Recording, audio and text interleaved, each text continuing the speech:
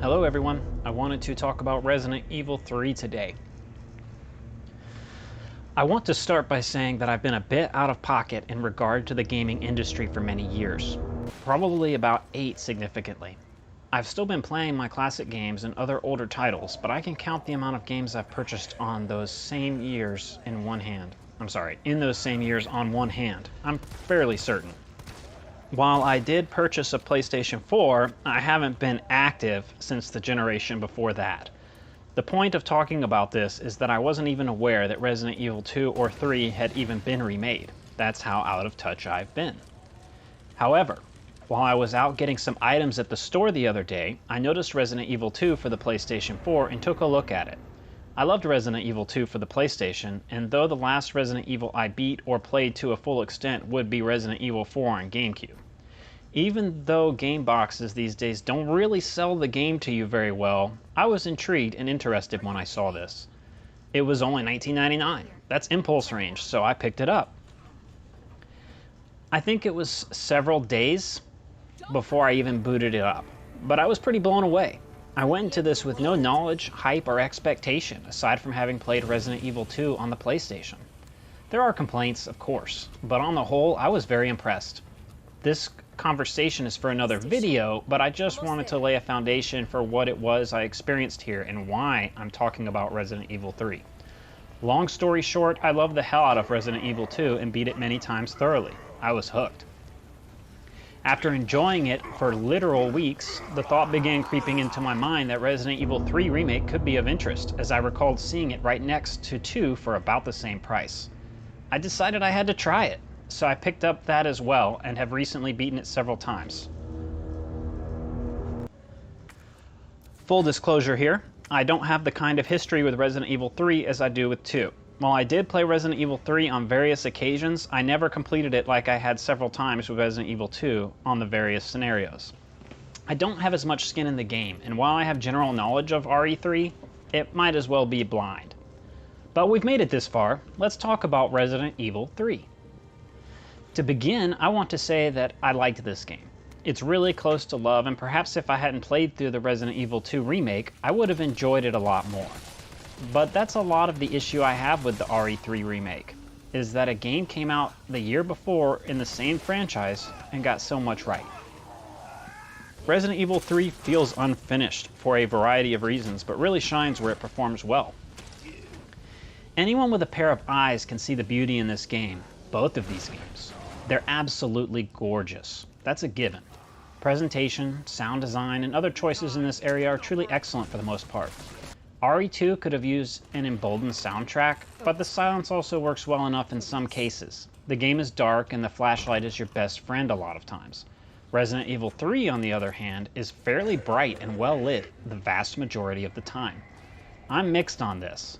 The low lighting was one of the best features of Resident Evil 2, but it works well enough for what Resident Evil 3 is trying to accomplish, which is a more action-heavy, narrative-driven focus as opposed to the isolated, slower pace of Resident Evil 2. Speaking of fast pace, the combat has been ramped up from what we experienced in RE2. Between the increased enemy count to increased ammunition to deal with said enemy count. This isn't to even account for the dodge mechanic from the original game that was integrated here. Perfect dodges are definitely cool. You feel deft and powerful dodging through a group of enemy zombies, and the slow motion effect you can choose to use to take a couple of shots feels great, at least the first few times around. The problem with evasive mechanics like this is once they are mostly mastered, it just means X amount of enemies are irrelevant to you in the game. I like this mechanic, but it does feel overpowered.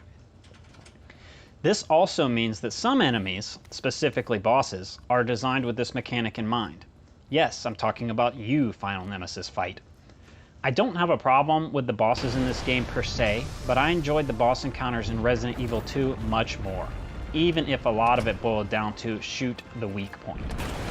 Specifically, that last boss fight is just junk. I haven't gotten to it on Inferno yet, but the Nightmare mode was mostly not very nightmarish with the exception of the final boss fight.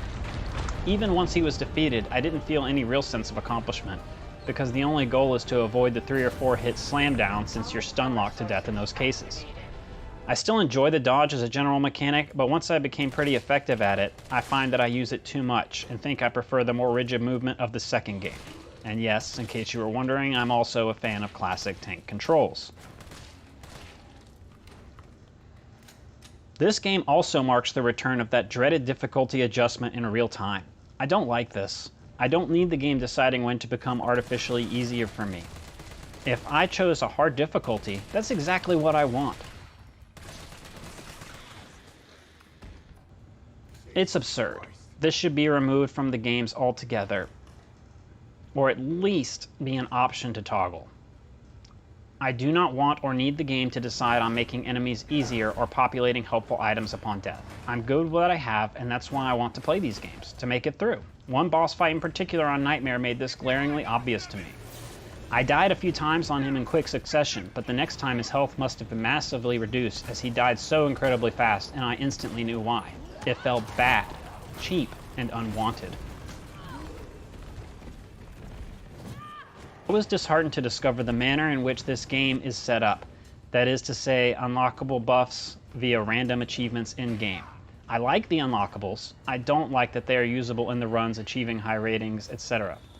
I prefer the style of Resident Evil 2. The difficulty is all built in, and unlimited weapons are an option but nullify S+ ranking if you use them, knife aside. Granted, there is no S+ in Resident Evil 3, which... At any rate, the real problem with this comes in Inferno mode.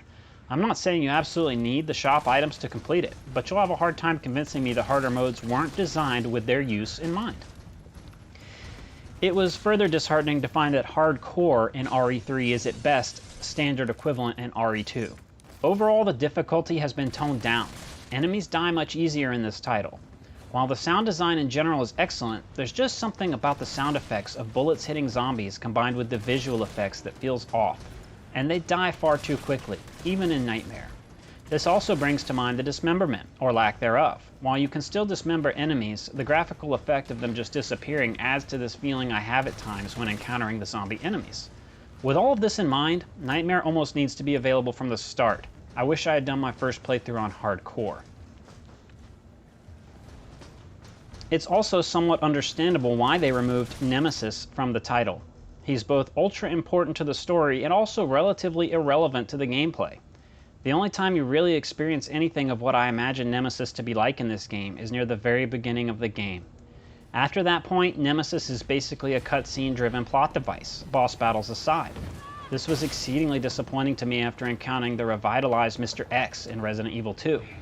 While playing RE2, I had literal fantasies about how cool the city environment could be with a juiced up version of Mr. X chasing you throughout Raccoon City, only to find that it is a missed opportunity. It makes sense in the way the game was designed. Set pieces are illustrated and immediately discarded, so there was no ideal location like the RPD to utilize for Nemesis to really harass the player. Some of my favorite memories of Resident Evil 2 are during playthroughs that I did not clear a lot of RPD enemies and have to deal with navigating the RPD while slam full of enemies and Mr. X hot on your tail. I think there was missed opportunity with the design. I think that when Jill comes back through Raccoon City being chased by Rocket Nemesis, I believe if the area was a bit more developed and better designed, this could have been a period devoted to returning to the city and experiencing an opportunity to both backtrack in classic Resident Evil fashion, as well as have some great Nemesis encounters with refreshed enemies, as opposed to simply hauling ass onto the next issue. I know that I've done a lot of complaining so far, but the game is honestly a lot of fun and I enjoyed it thoroughly, so don't misunderstand. Mostly I'm upset about the real potential that shines through, but just doesn't quite reach that level of perfection.